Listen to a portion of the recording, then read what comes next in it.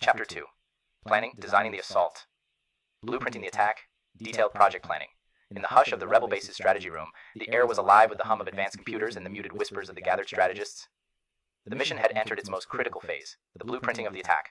Project planning was in full swing, with every leader and specialist poring over the project charter, their manifesto of rebellion, their blueprint for hope. The charter was a complex document, detailing objectives, scope, and the foundational strategy. It set forth the baseline, a comprehensive timeline with milestones and deliverables, against which all future efforts would be measured. Senator Organa, the project sponsor, stood at the head of the table. With a solemn nod, he authorized the project manager to mobilize the network of allies and resources necessary for the mission. As holograms flickered with projections of the Imperial facility, the team began to dissect each element. The schedule was drawn out, and each task was assigned. Budget constraints were acknowledged, with a clear plan to maximize the use of limited resources. Quality was paramount. There could be no fault in their plans that might give the Empire an advantage. Strategy and tactics. Strategy formed the backbone of the operation. It was about more than just stealing plans. It was a precise operation that would define the future of the galaxy. Tactics were the limbs, the actionable steps that would carry them through the heavily fortified gates of the Imperial facility on Scarif. The leaders debated fiercely. Aerial assaults, ground incursions, stealth entries, all were laid on the table. They discussed the critical path of the mission, determining the sequence of actions that would lead to the successful acquisition of the plans. Every task was dissected, dependencies were mapped, and resource allocation was debated. In the end, a hybrid approach was chosen, a plan that combined a frontal assault as a distraction, with a covert team infiltrating the facility to secure the plans. This approach balanced risk with opportunity, striking a delicate chord between boldness and subtlety. Developing the battle plan. Developing the battle plan required a meticulous eye for detail and a deep understanding of the Empire's defenses. The team mobilized to sequence the activities, drawing on every piece of intelligence and recon they had gathered. The battle plan was more than just a series of moves. It was the narrative of their impending struggle, etched in the language of tactics and operations. The Gantt chart became their canvas, each bar a stroke in the intricate painting of their assault. Time estimates were refined through spirited discussion, and cost estimates were aligned with the stark reality of their limited coffers. The plan had to be agile, able to adapt to the unpredictable dynamics of war. Resource allocation. Resources were the lifeblood of the mission. Each allocation had to be justified, each asset optimally placed. The logistics teams worked overtime, ensuring that every blaster, every starfighter, every bit of intel was accounted for and directed to where it would have the most impact. The team also had to be resourceful, finding ways to stretch their assets, to make do with what they had. The conversations were often tough, priorities had to be set, and the reality of their underdog status was never more apparent. Team mobilization, assembling the units. The heart of the operation lay in its people. Team mobilization was about more than just assembling units. It was about forging a cohesive, battle-ready force from a disparate group of rebels. The selection of key personnel was critical. Leaders who could inspire, soldiers who could endure, and specialists who could turn the tide. Agile teams were formed, small squads capable of rapid response and adaptation.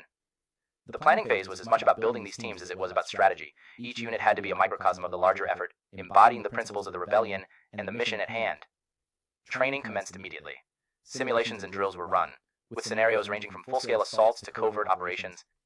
The mission was dissected from every angle, every possible outcome explored and planned for.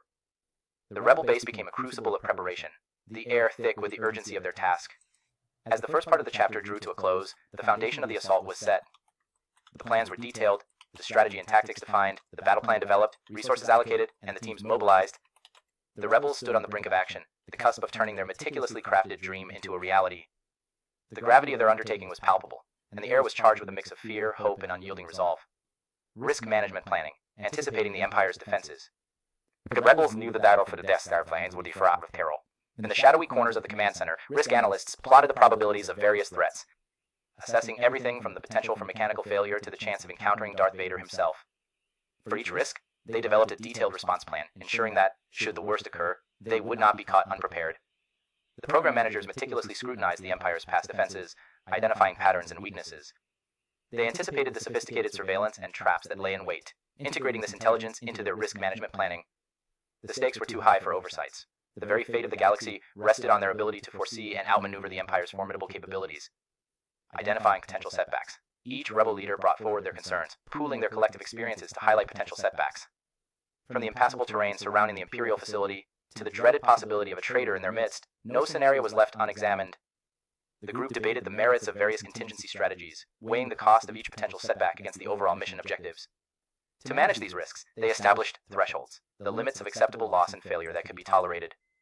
Each leader knew that crossing these thresholds could mean the difference between a setback and a catastrophe. They agreed on responses ranging from immediate tactical retreats to full-scale counter-assaults, each plan tailored to the specific nature of the anticipated risks. Contingency strategies. The contingency planning sessions were as intense as they were vital. The rebels crafted strategies to address every conceivable scenario. They plotted escape routes, established emergency communication signals, and secured backup resources. They even considered the dire possibility of having to abort the mission altogether, a thought that weighed heavily on everyone's mind. The group worked tirelessly, fueled by the urgency of their cause, to ensure that no matter what the Empire threw at them, they would be ready to respond with precision and resolve. Risk thresholds and responses. In the quiet moments between the heated discussions, the leaders reflected on the acceptable risk thresholds. How much were they willing to risk for the success of the mission? What losses were they prepared to incur? These were not just strategic questions, but moral ones as well. They finally established clear thresholds for risk acceptance, each accompanied by a series of planned responses. These thresholds were communicated to every member of the assault team, ensuring that everyone understood the lines that could not be crossed, and the actions that would follow if they were. Communication plan. Ensuring synchronized efforts. The success of the mission would depend on flawless communication. In the planning room, filled with the latest in rebel tech, communication specialists worked on encoding messages and securing transmission lines. They created a sophisticated information distribution framework, which would allow for real-time updates and coordination during the mission. This framework was designed to maintain the synchronization of their efforts, keeping each unit informed of the other's status and progress. The rebels knew that the chaos of battle could lead to confusion, and they planned meticulously to avoid it. Stakeholder engagement. The leaders recognized that engaging with stakeholders was not just a matter of logistics, but of morale. Each rebel, from the ground troops to the pilots to the support staff, was made aware of their role in the mission's success. Town hall meetings were held, briefings were distributed, and feedback was encouraged. This engagement ensured that every member of the Rebel Alliance felt invested in the mission, understood its importance, and was ready to play their part to the best of their ability. Information Distribution Framework. The Information Distribution Framework was a marvel of Rebel ingenuity. It allowed for a decentralized command structure, enabling individual units to make informed decisions on the fly. This agility would be crucial in responding to the unpredictable nature of combat. The framework was tested repeatedly, with drills simulating various levels of communication disruption. Each test helped to refine the system, making it more resilient and effective, securing channels of communication. Finally, the communications team dedicated themselves to securing the channels of communication. They implemented cutting-edge encryption and established multiple redundancies. They knew that the Empire would be monitoring the airwaves, and they took every precaution to ensure that Rebel communications would remain a step ahead.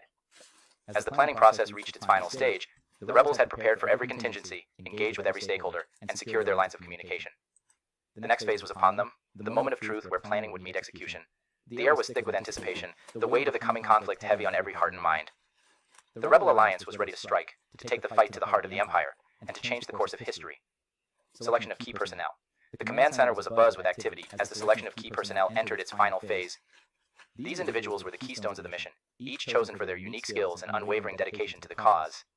Pilots with nerves of steel were tasked with navigating treacherous airspace, while intelligence officers with a talent for deciphering encrypted Imperial communications were given the responsibility of maintaining the flow of vital information. The ground assault teams were composed of soldiers who had demonstrated exceptional bravery and tactical acumen. Among them were experts in demolition and espionage, engineers, medics, and sharpshooters, all ready to play their part in the intricate ballet of warfare, forming agile teams. With key personnel in place, the formation of agile teams was the next critical step. These squads were the embodiment of adaptability, capable of responding to dynamic battlefield conditions with speed and efficiency. They were drilled in a multitude of scenarios, from direct combat to stealth and subterfuge, ensuring that no matter the situation, they could pivot to meet the challenge. The teams were a mixture of raw talent and seasoned experience, with veteran members mentoring the less experienced. The camaraderie within these groups forged a bond that would be essential in the heat of battle, where trust in one's comrades could mean the difference between life and death. Training for the mission. The training regimen was grueling and exhaustive. Simulations ran late into the night, and physical drills began before dawn. The rebels understood that their plan was only as good as their ability to execute it, and they left no room for complacency. They trained for endurance, for precision, for the chaos of war. They practiced until the plan was ingrained into their very being, ready to be executed at a moment's notice. The intensity of their preparation served a dual purpose. Not only did it ensure readiness, but it also served to sharpen their resolve. With each drill, the reality of their undertaking became clearer, and the urgency of their mission grew. Risk management planning, anticipating the Empire's defenses. In the shadowy corners of the strategy room, risk analysts continued their vigilant work. They scrutinized every new piece of intelligence, adjusted their plans, and communicated changes to the relevant teams. They were the unseen guardians of the mission, their work often unnoticed but vital to the survival of all. They prepared the rebels for the worst. The might of the Empire's defenses, the potential for betrayal, and the countless other unknowns that could unravel their carefully laid plans. They were resolute in their task, understanding that their foresight could mean the difference between victory and defeat. Communication plan, ensuring synchronized efforts.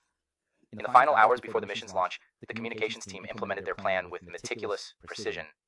Secure lines were opened, and a final systems check was conducted. The network of information that would connect the rebels was robust and ready, each node of communication a lifeline for the teams in the field. The communication plan was more than just a technical setup. It was the lifeline that held the entire operation together. It was the voice of the rebellion in the silence of space, the whisper of hope across the airwaves. Conclusion of planning. As the final phase of the planning concluded, a sense of solemnity settled over the rebel base. The weight of the impending mission was palpable in every glance, every nod of acknowledgement between the rebels.